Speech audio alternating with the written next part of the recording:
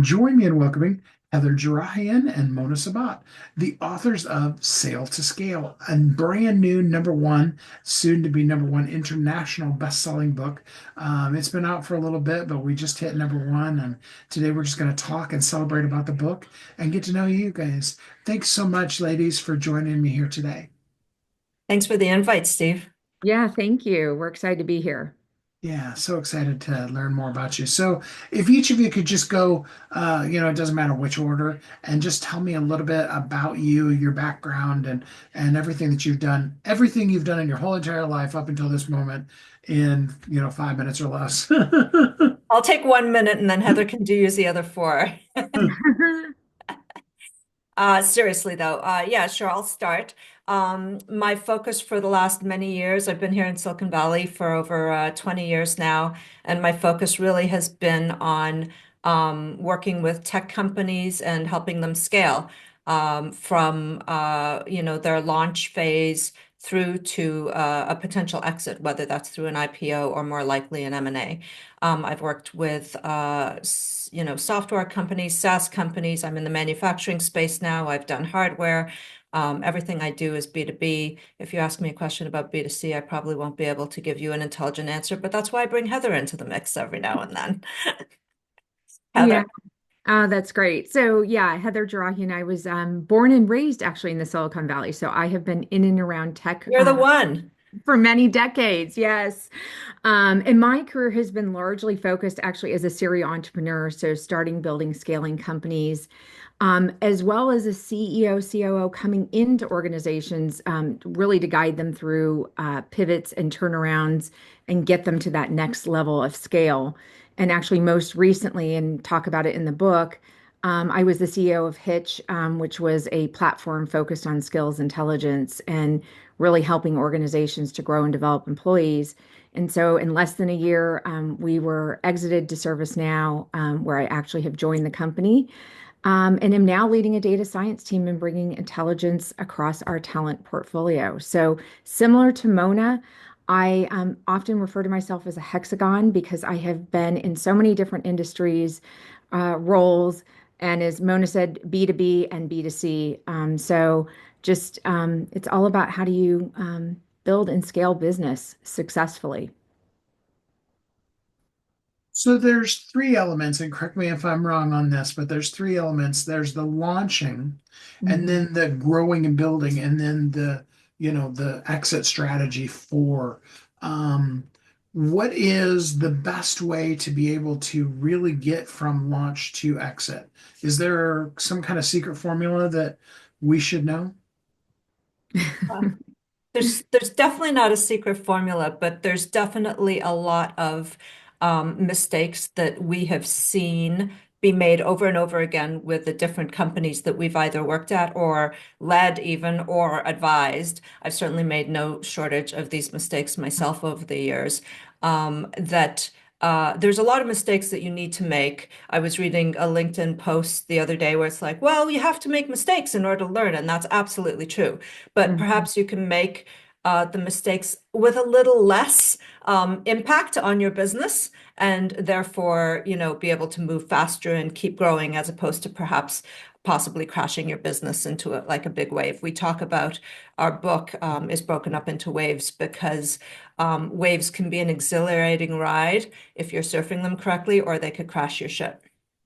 So I wouldn't say that there is a magic formula for every single startup, but I would say across a variety of businesses, I'm surprised at how consistent it is across different businesses. There's a set of mistakes that I think that you can not necessarily avoid, but mitigate if you know that they're coming up. And that's really what we talk about in the book.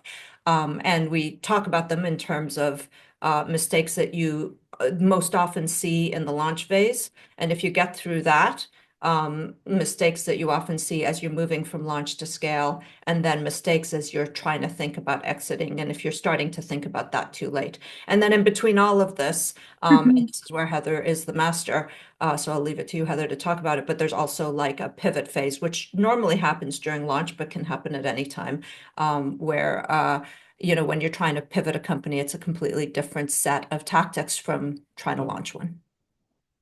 Yeah, so I think that was actually well said, Mona. And I would add that that's kind of what brought the three of us together to write this book. And we've actually all sat in different disciplines in organizations, whether we're starting our own companies or in large enterprises. And really, Maria, from a very, product focus, technical focus, launch, she has, launched some of the biggest technologies in the world. And so she really had a very strong perspective from that. Mona coming from a corporate strategy and M&A, she has led, taken companies public. She's helped companies exit. She's done a lot of things. And then mine really from having come into companies and not only starting my own and going through my own pivots and turnarounds, but coming into other organizations, really in that CEO, COO focus. So the three of us as executives sitting in organizations, whether it's again a startup or an entrepreneur within a large organization, and even mine from an investor perspective, having seen these same mistakes. And I think that's what struck us is that when we started comparing notes, we're like, wait a minute, this is really common, not just from our seat that we've sat in, but we've seen it across, industries and sizes of companies. And really, what we wanted to do was to create a guidebook, because, you want the cliff notes. If you're a founder and you're struggling, and our book wasn't written to be sort of read, front to back. It's really one where if you're having an issue and you're in the scale phase, it's like, okay, what is it that, what are some of the mistakes that I should be paying attention for? And if I run into it, what are some of the solutions, and ways that I can move through it? Because that's really what we wanted is a reference guidebook of all the things that we wish we would have known, right? But we've lived these mistakes. We brought in stories of founders who were kind enough to share their mistakes and their successes. And so that's really what Sail to Scale, and as Mona said, really nicely organized between launch, pivot, scale, and exit, because you know not everyone gets to that exit phase, and we really want to help organizations get to that phase 4. I'm sure both of you will have an input on this, but as you were talking specifically, Heather, about the concept of pivoting, Mm, there's good pivots and there's bad pivots. yeah. And although most of my years in tech, I was in Silicon Forest, so up in Oregon and Washington, um, you know, some of the big tech giants up there, and I've seen every single one of them do this, and I bet you guys have seen them too, is they get really, really good at something, and so then they decide that they're great at everything. Yes. And they end up taking their eye off of the ball of the thing that they were great at. And then another company. And I'll even give the listeners who don't have the insider information, I'll give a specific example. Most people know about an Intel chip. Hmm. Anybody that's any way computer geeky also knows about the AMD chip. Some people may not know that the whole reason why AMD exists as a company is because Intel decided, well, we want to also do this and this and this, and we want to build whole computers and all these other things. And AMD said, well, there's an opening now to be the best, CPU out there. We'll do it. And Yeah. they exist as a company totally because of that opening that Intel left open for them. So with that as a starting concept, I'd love to hear both of you talk about what you've seen, companies do when they're pivoting that take them, totally off course versus helping them make it to the next level. So I think that's a good segue to a chapter on flailing in the market, which is all about, right, something's not working, or if something is working, to your point, Steve, it's like, okay, we're doing great here. And to your point, let's just take that and let's bring it to another industry, or let's expand because we're really killing it in this part of the business, but here's another area we want to go into. And I think Mona, you even have sort of an example that you've given of that, and maybe you want to share that because, again, flailing in the water is you're trying all these different things. You're kind of throwing spaghetti at the wall, and you're trying to be all things to all people, and you end up being right. You end up losing. So, Yeah. you're right, Heather, just an experience of mine with a company that I was at many years ago on the executive team. So my fault as much as anybody else's. Sometimes you have to admit that, but we were selling into software developers. And we were doing pretty well in the software developer market, but it turns out there's only a certain TAM size for your average software that sells into the developer market, mostly because if you're looking at enterprise companies, the engineering teams don't have that much money outside of budget associated for people. They don't spend a ton of money on systems and stuff. So we were doing pretty well, but then we sort of stagnated. The founders realized that their solution could also be pivoted to be able to apply to the IT market, so to CIOs rather than chief development people. And at that point, because of my experience on the M&A side, I mentioned to them that if they built that up, and this is what I think a lot of startups really need to think about way in advance. There's so many things where you have to think about the very next thing and just clear your mind of what might happen 2 years from now. But from an exit perspective, you do have to start thinking about that strategy early. And as I was telling them, if you build up a software company with two completely different buyers, which means you completely need two different sales teams, right? People who are selling into software development are not the people who know the CIOs and the heads of IT. Completely different ways that the product gets used, even though the underlying technology is the same, completely different marketing spends, all of that. You're going to end up with a company that can do one of two things. It can be a standalone company that goes IPO, which, less than point whatever, 8% of companies make it to that point. Or if you're going to get acquired, you either have to get acquired by a company that sells into those two markets already.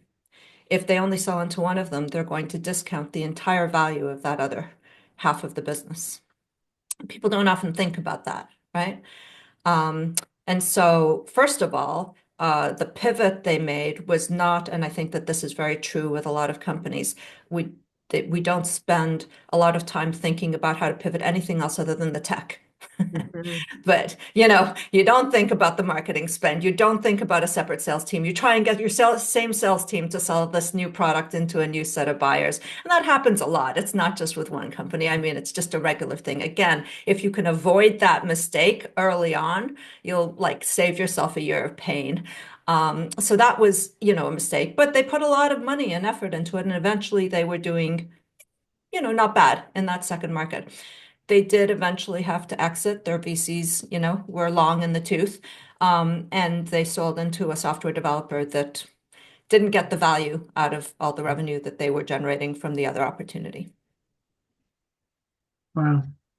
So you bring up an interesting point, and I remember getting this advice early on in business, and that's the whole concept of having your exit in mind when you start. Not that it couldn't change, but that the age-old saying, if you aim at nothing, you'll probably hit it. Talk a little bit more about that. You're in the startup phase, and still also, how do you define what your exit phase is? Yeah, I'll start and then Heather, maybe you can jump in after. But I have a very, very strong belief that we give bad advice to founders. By we, I mean, the general Silicon Valley lore and myth. We tell them, don't worry about your exit, go for broke, just build that thing. Everything will work out well as long as you just, keep focusing on getting more customers. And, I mean, in no other world is hope a strategy except in this world. Um, you know, so we really do need to start being honest with ourselves. More than 50% of startups exit rather than either fail or go IPO, right? So it is the largest path you have to look forward. And it doesn't mean that you have to take the exit if it comes to you, but I do believe that from very early on, you have to start thinking about where your stage is and then just de-risking a little bit. If you're at the launch stage, have you built a team that is valuable enough so that if for some reason you don't make it to the next stage, you can really make a lot of money out of an acqui-hire exit?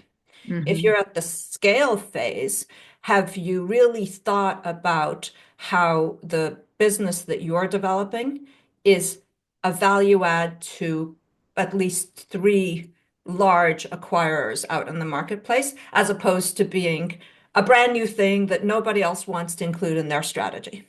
And you'd think that that wouldn't be, difficult, but there's an awful lot of companies who just do things that, and I mean, Heather, you're at ServiceNow, so I'm sure you can speak to that. Every large company has its own strategy. And if you Yeah. come in and pitch them your own strategy and it doesn't fit within your 2-year horizon, it's probably going to fall on deaf ears. Yeah. So, always at every different stage, you're sort of thinking a little bit about how you de-risk it. And hey, if you go IPO, and when I was at user testing, we managed to go IPO, fantastic. But that's one IPO in 25 years. So Yeah, no, I think actually, like Mona is absolutely right. It is so important that you're thinking about this, and I think that is one of the mistakes that we even talk about in the book is to be too short-term focused, right? You're rushed to get the product off the ground, solving just all the immediate problems, but you neglect, having that sort of long-term vision, and you need that strategic roadmap, and this is how a lot of companies get into trouble. They run out of money or they struggle to secure funding because they don't have sort of that longer term thinking in mind. And, remember I used to always keep a list of, because you're always fundraising when you have a startup, right? Like no matter how you look at it, you're always fundraising because you've either just closed around and then you're starting to think, okay, I have X number of months of runway, maybe of 18 months, but guess what? If it takes you, 10 months to get the next round, like before you know it, you're back in a fundraise. So I used to keep a list of potential investors and also potential acquirers and always staying on top of, well, what's going on with those companies that I might be good suitors for us. Where is their focus? Because again, a lot of times founders come because we think we know what that big organization wants.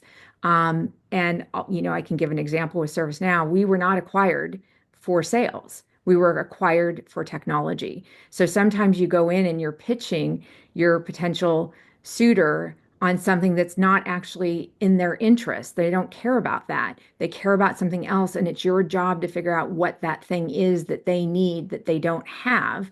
And that's where, for us, it was a Goldilocks moment where we had the right technology at the right size, the right maturity, the right people that just fell in. And more so, we also had a culture and value fit.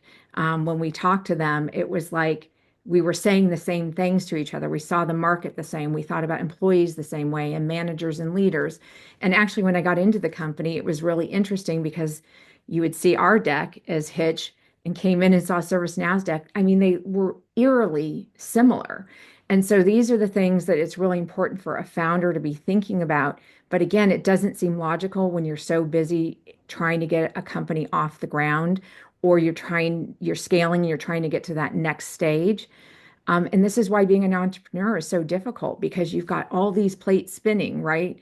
And you got to keep all of them sort of um, up in the air and aligned. And that's why, we wrote this book to try and help people through each of those different phases to kind of, hey, look out for this. This might apply to you at some point. Maybe not today, but start thinking about it now for I that might reason.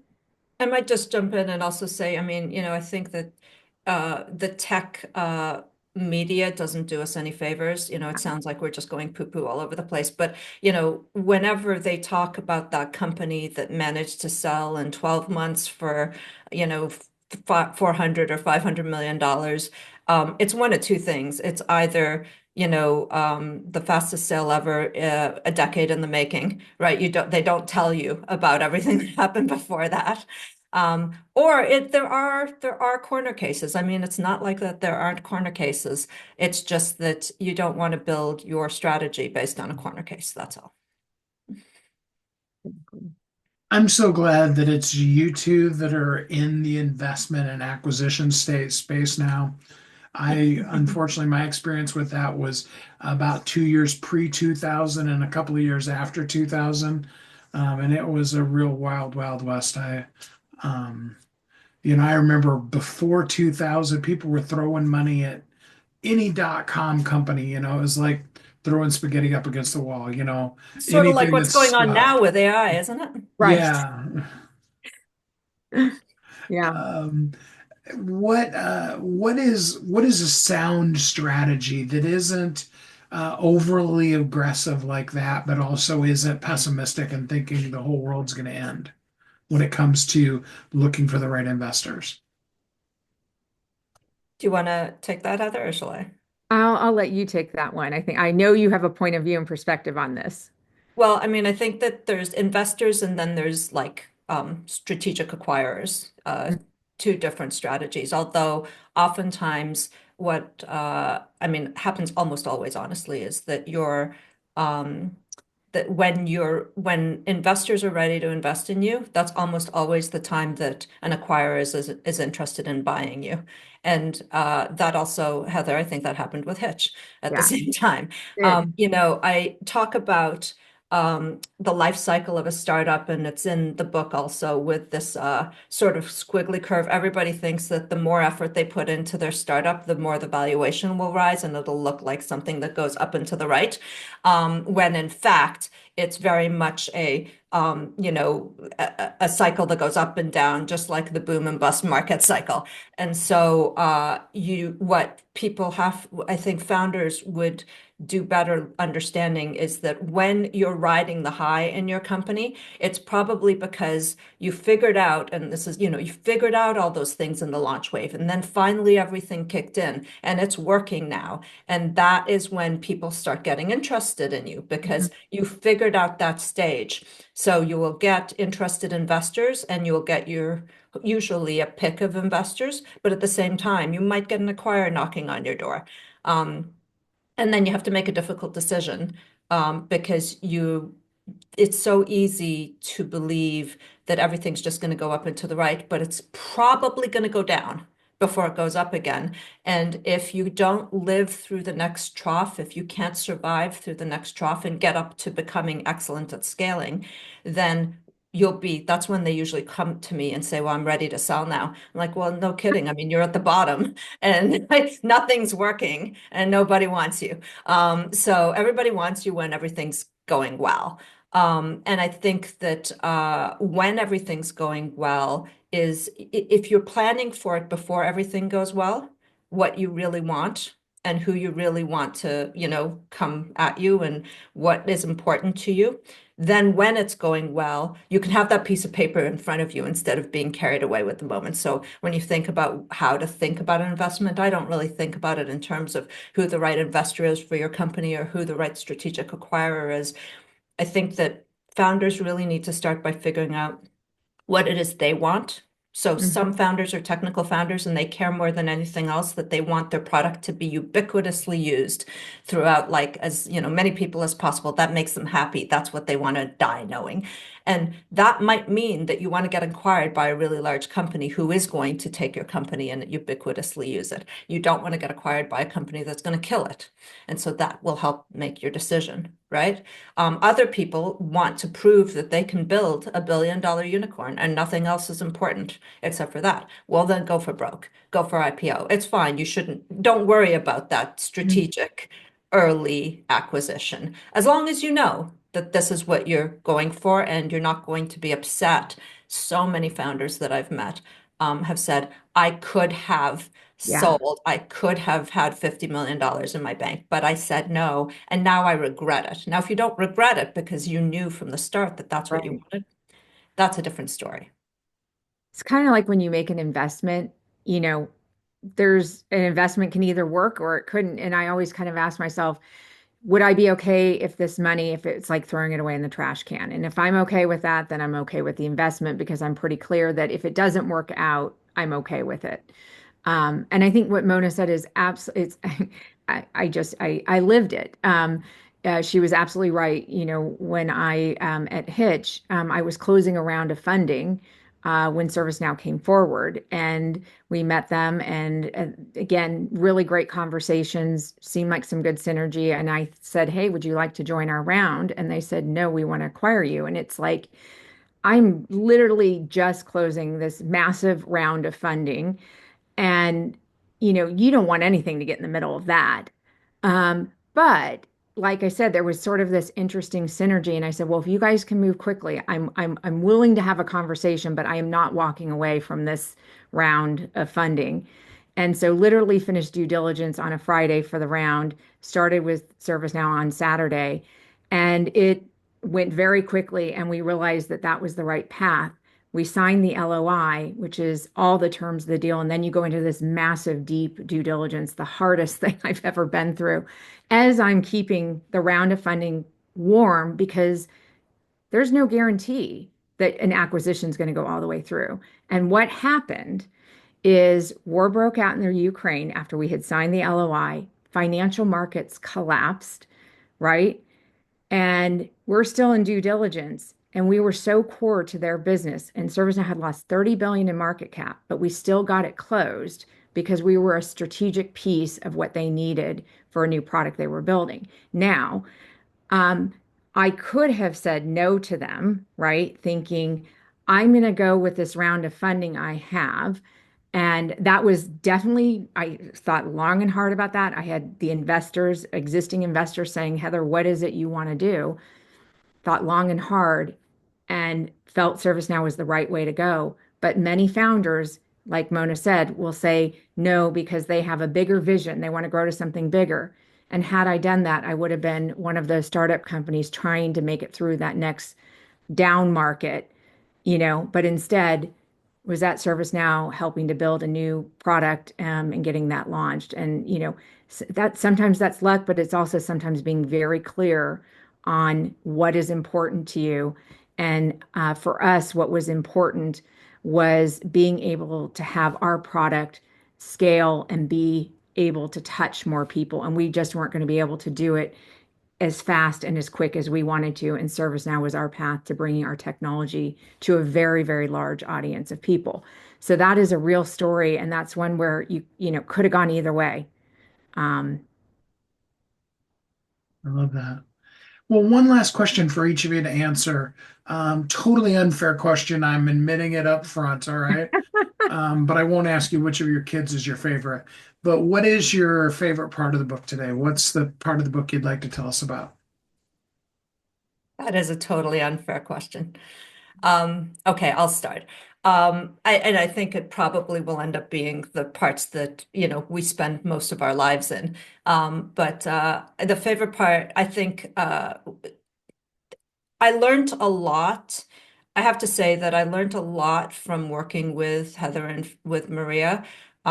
So even though my favorite part of the book is the scale section, because I'm all about scaling companies and I've just seen so many problems and made so many mistakes myself that it just feels really good to be able to like just take that and be able to articulate it in a clear way to all the companies that I advise now.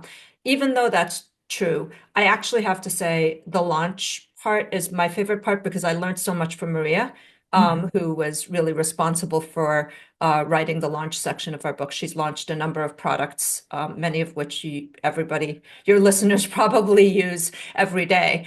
And the parts about the book where we really talk about uh, custom or startup founders falling in love with the solution that they bring to the table rather than the problem that is needs to be fixed in the world.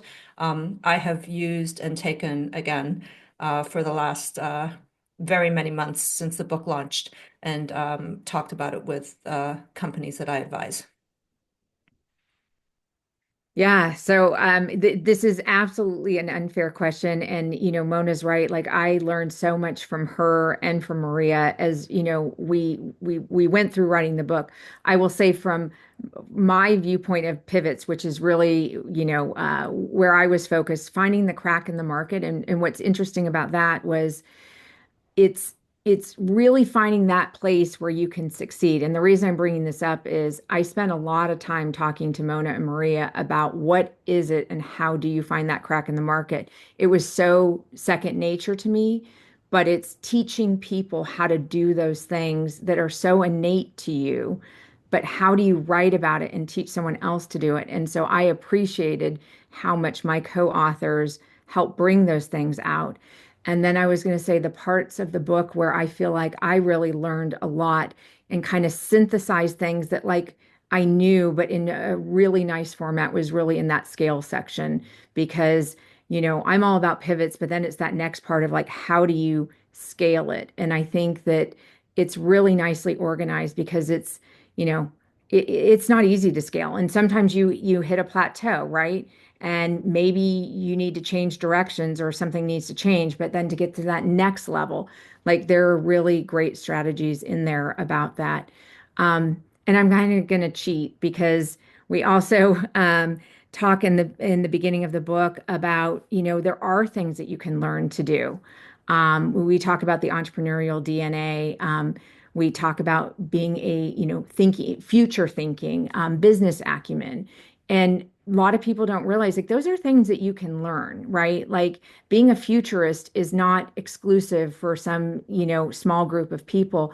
Here are ways that you can become a futurist. And so I'm kind of Yeah, cheating. you're sort of cheating A because you're great picking most book. of the book. But it will say, but it was a collaborative effort, and not only was it a collaborative effort between the three of us, but we had founders who were so kind in sharing their really intimate stories with us. So I feel like I'm not cheating in a way because so many people touched the book that's why I think it's so well written is because it's not just us. It was really bringing great thinking from a lot of different people and viewpoints. And it would be a great, I'll give you permission to just say, I just love the whole book. It was just amazing from page one to the very last page. Yeah. I'll let you both get away with that. That's totally fine. The book is called Sail to Scale. Steer your startup clear of mistakes from launch to exit. It is available for free for the next couple of days here if you want to get the ebook for free. And there's a whole bunch of other really cool things that the team has available for you to be able to do if you go to sailtoscale.com. So many cool things. Before I let you go, just leave us with one tip or piece of advice for people that are anywhere in the process of something that they can do. Well, my favorite saying, and I will just say it, is to dream big. Anything is possible. You really have to believe that with all your heart, and you're going to do great.